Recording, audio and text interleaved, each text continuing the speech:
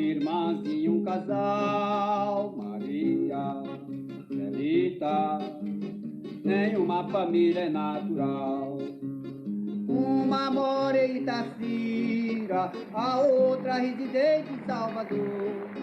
Celita dedicada ao grito, Maria pretensiosa ao amor. Em cada momento que passa, pois cada ideal tem seu fim.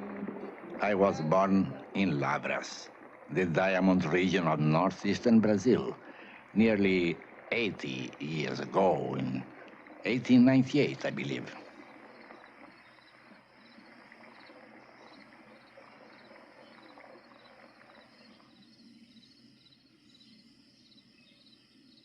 I was born, raised, and I'll probably die prospecting for diamonds. It is not an easy life. No prospector makes money from diamonds. My only profit was the food I ate. With hunting, my vegetable garden, and my coffee tree, I stay alive.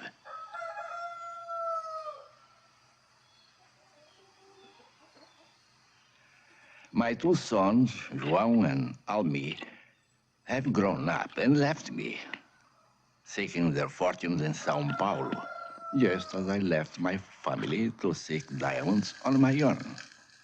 But there is a difference, a big difference. You see, my father taught me how to prospect for diamonds. I learned to hunt and fish and to make shelters and to cook with the plants of the region by watching him. But what can I teach my children and grandchildren about their work in a factory or in construction? If my children lose their jobs, or if the boom that São Paulo is now experiencing busts, how are they going to feed their hunger? How do you hunt for food in a city? I guess if worse comes to worse, you turn your gun on men and take whatever they have. I do what I can for myself and hope my children survive in their new homes.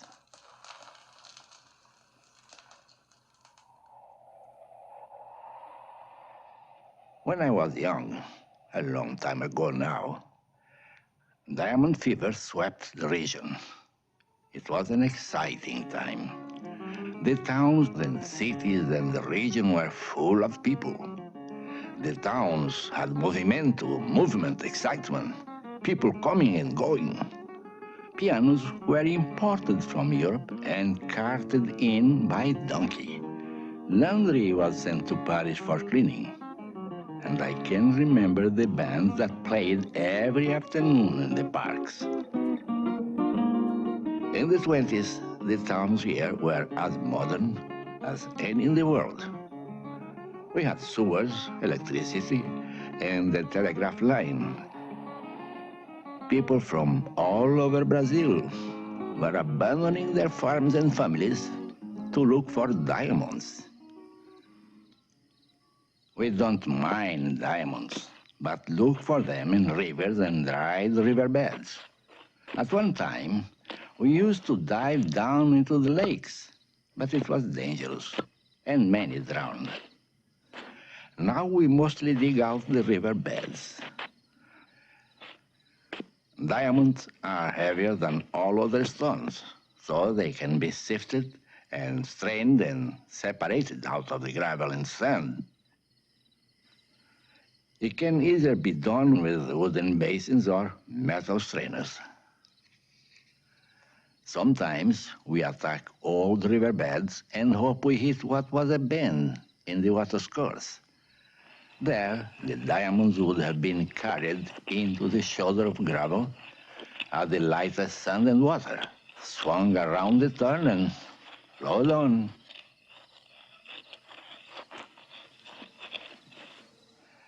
But when diamonds were discovered in South Africa, which could easily be mined, the market for our diamonds fell down. Practically overnight, There was nothing to keep the people here, so they left. I stayed because my wife's family had a farm nearby.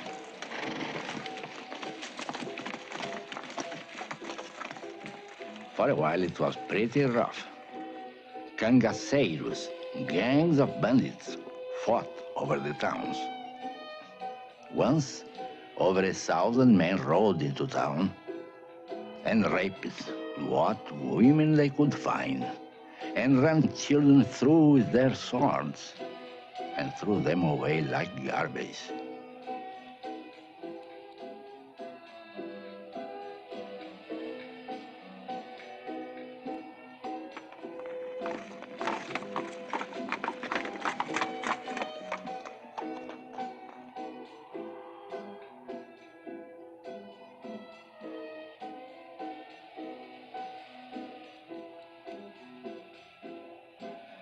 Where there used to be tens of thousands of people, now there are only hundreds.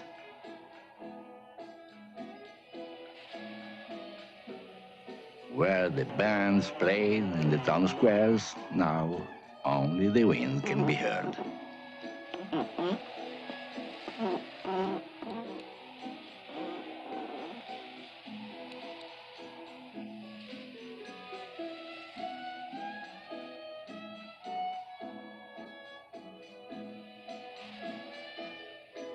All that remains of our past wealth are the tombs of the rich.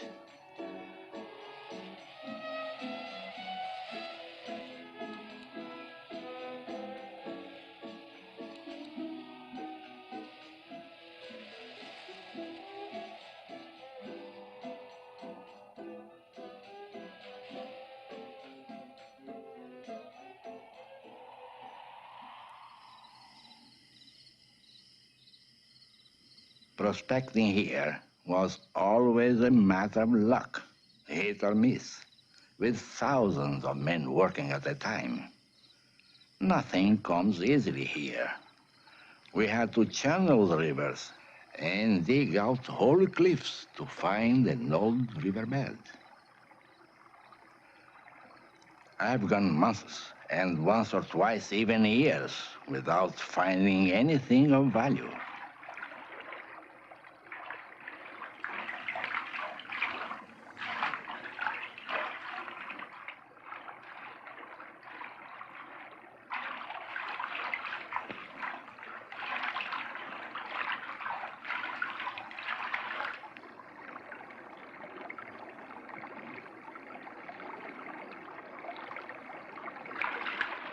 If you live for the adventure of finding a really big diamond, more often than not, you end up with nothing.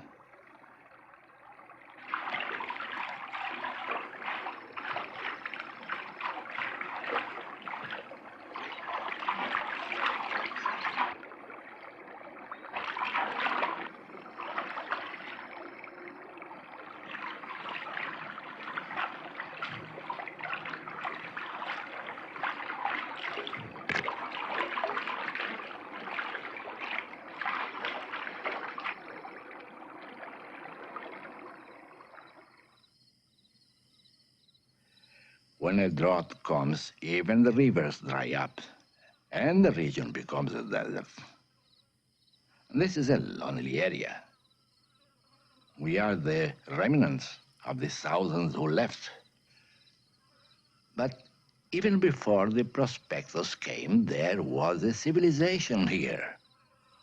The Indians roamed the hills and mountains many years before anyone can remember. No one I know has ever seen an Indian. The only thing we have seen is their paintings on the rock walls of the mountains. Some of the designs are of animals like deer that we have here even now. But there are others, strange signs that no one understands.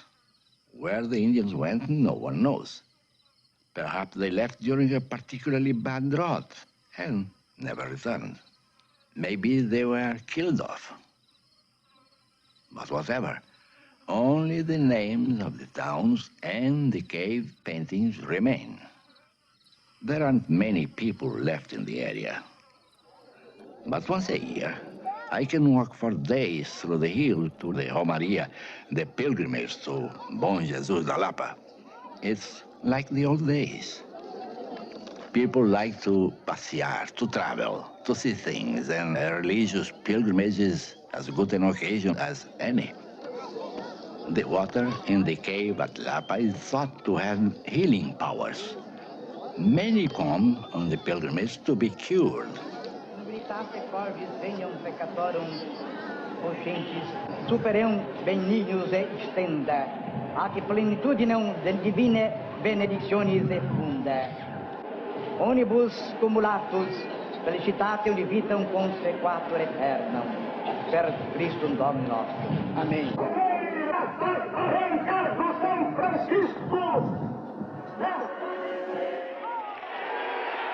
The priest tells us to forego the pleasures of the flesh for the rewards in the kingdom of heaven.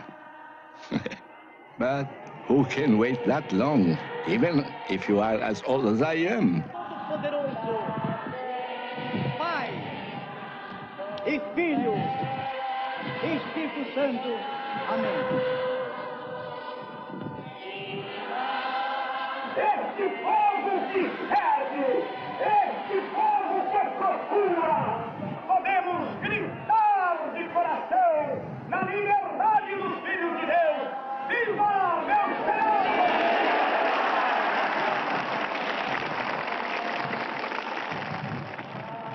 What reward is there that cannot be found here on earth? I have always looked for diamonds in the rivers and left the stars in the skies for the priest. O Senhor Bom Jesus! E viva a Senhora da Soledade! E viva todo o Romeiro de Bom Jesus da Lapa!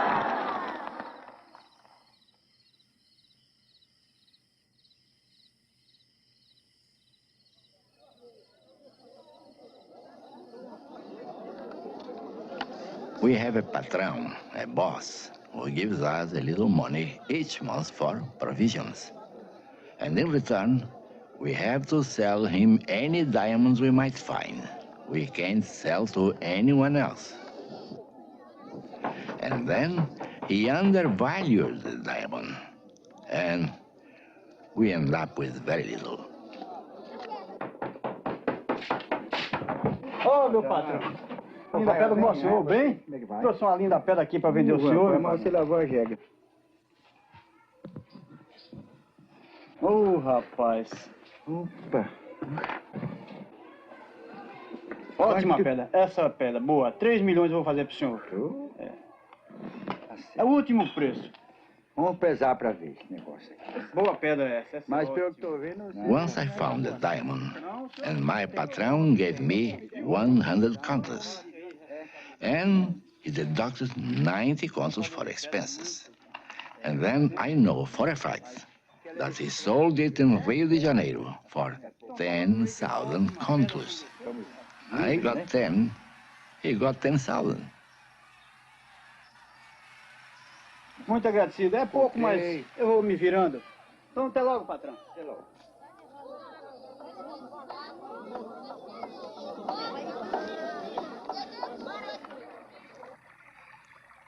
The river where I look for diamonds is the same river that powers the tools that cut and polish the diamonds.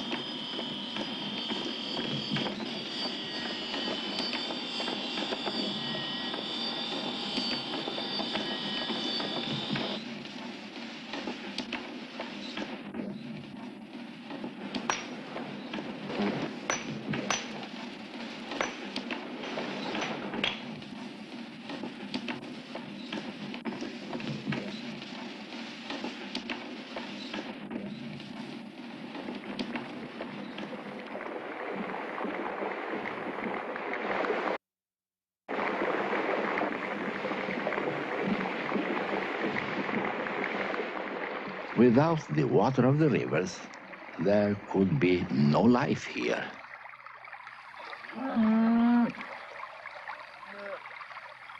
We drink the water, wash our clothes in it, play in it, and look for diamonds in it. Land that has access to water is worth a fortune. We poor do the best we can with the rest. Some have to come 10 or 15 miles a day to fetch water.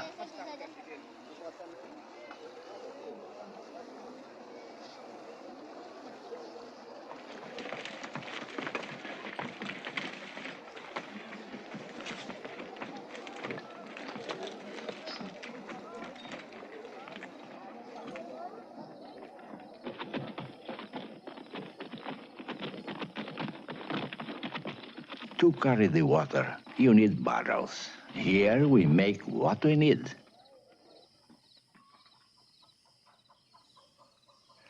My neighbor, Carlos, makes barrels the same way his father did, and his grandfather, and his great-grandfather.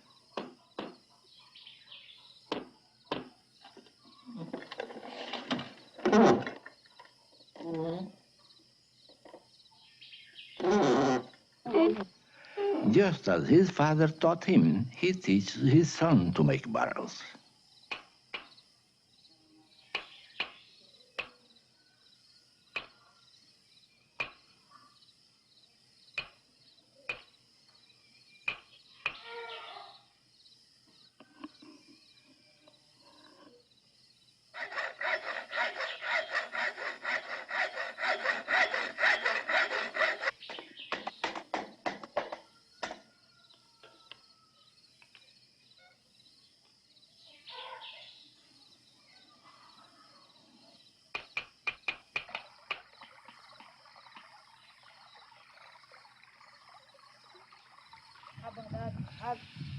Seu Oliveira and his children grow sugarcane near the river. And they still make cachaça or rum the way they always have. They use oxen to drive the press, crushing the cane the way they did when I was a boy.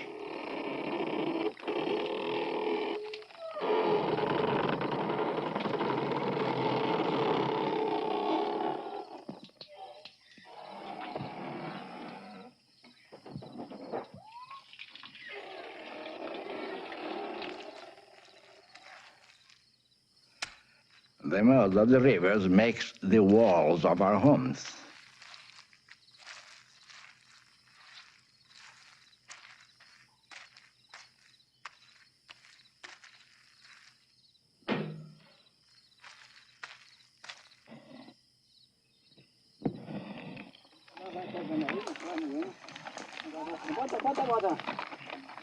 The son of Seu Oliveira fires the bricks in his furnace, speeding the work of the sun, which hardens everything.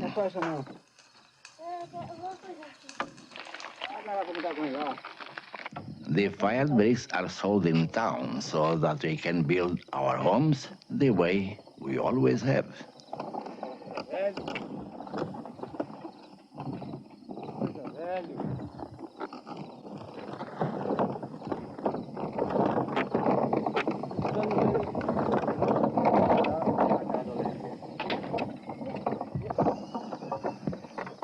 We no longer have electricity, so people need lanterns. I make lanterns from old tin cans that my friends give me, and I sell them on the market day.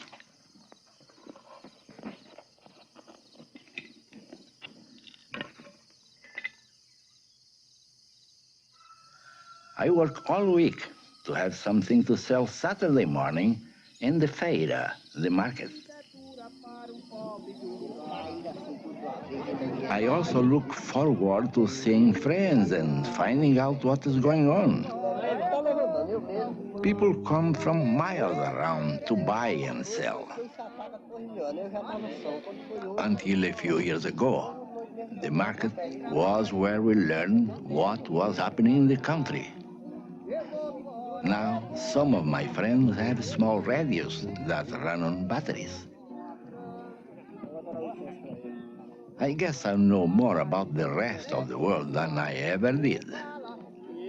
But to find out about our friends in the hills and nearby towns, there is nothing that will replace the market. Mail is distributed on market day if the man and his donkey have delivered it that week. Often we go for weeks without getting mail. Sometimes we're lucky, and the car will come into town bringing the mail. Essa aí é a mais grande que tem.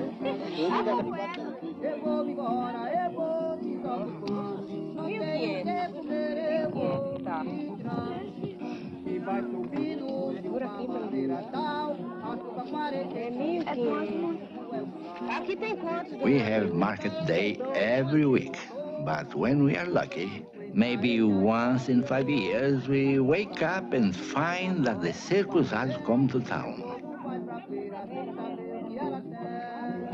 I was 6 years old when one morning I was awakened by shouts. "The circus is here! The circus is here!" We had never seen the circus, but everyone had told stories of the dogs that walked like men and the men who flew like birds and, of course, the payaso, the clown, the funniest man in the world with the saddest face.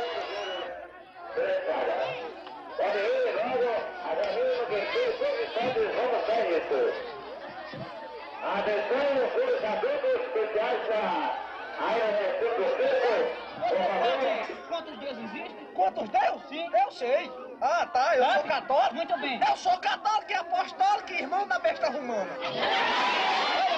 É mesmo. Quantos deuses existem? Quantos deuses existem? 8. Mas curioso não é 8 não, curioso.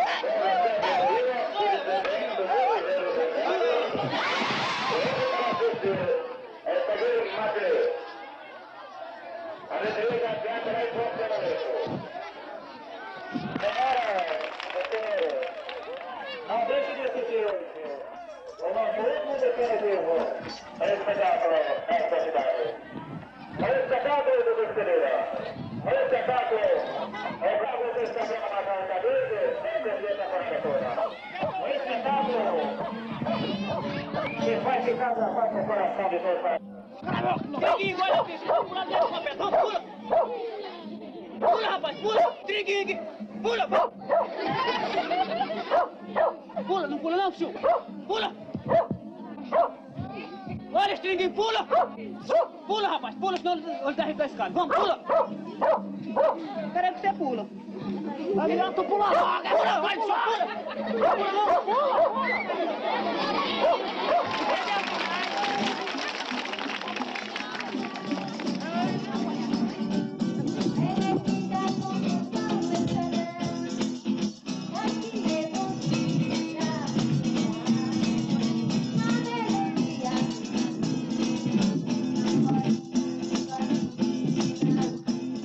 What child has ever forgotten the circus?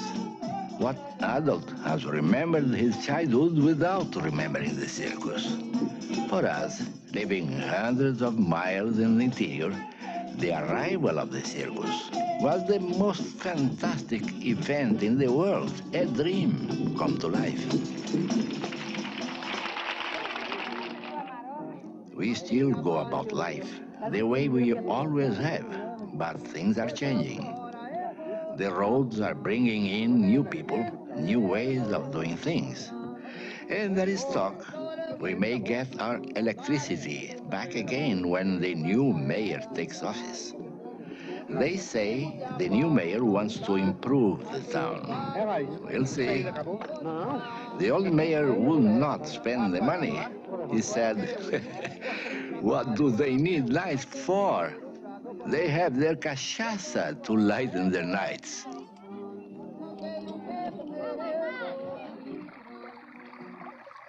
I love the mountains, the rivers. When I am out prospecting, I am my own boss. No one tells me what to do. I think I was born looking for diamonds. My father was a prospector, and he died without having anything. And I, as old as I am, I don't have anything either. But I have never stopped looking. Not for long, anyway. Why do I do it?